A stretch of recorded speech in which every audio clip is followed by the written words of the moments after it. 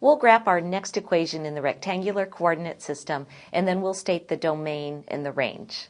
We have x plus 2 quantity squared plus y minus 1 quantity squared is equal to 9.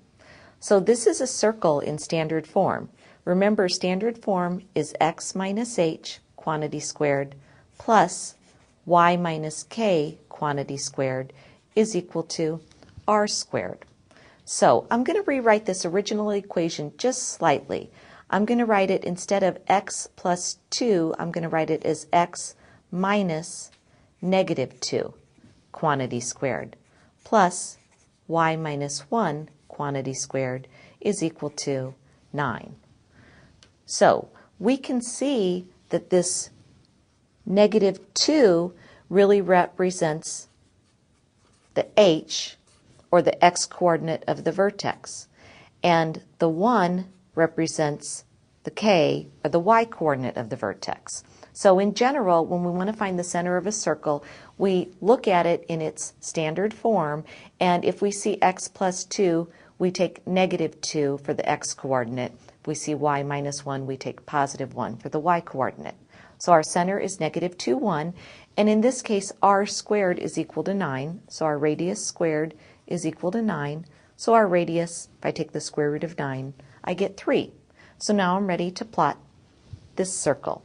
My center is at negative 2, 1, and then I'm simply going to go up 3 in the y direction, over 3 to the left in the x direction, down 3 in the y direction, and 3 to the right in the x direction. And I'll draw my circle.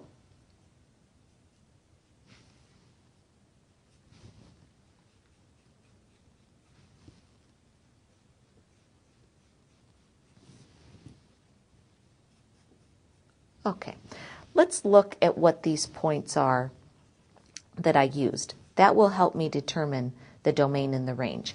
Now remember, my center here is at negative 2, 1.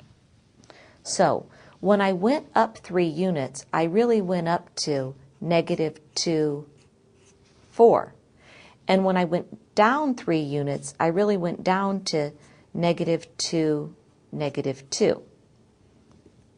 Now, going back to the center of the circle, negative 2, 1, when I went to the right 3 units, I really ended at 1, 1. And when I went to the left 3 units, I ended over here at negative 5, 1. The reason that I'm plotting those ordered pairs is because it will help me determine the domain and the range. The domain are the values that x can take on. And we can see that x can take on values anywhere as far left as an x value of negative 5, including negative 5, so I'll use a bracket, and it can go as far to the right as the value positive 1.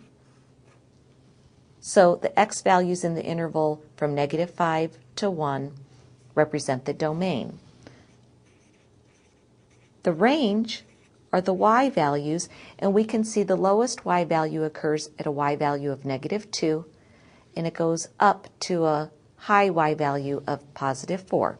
And that's again on a closed interval from negative 2 to positive 4.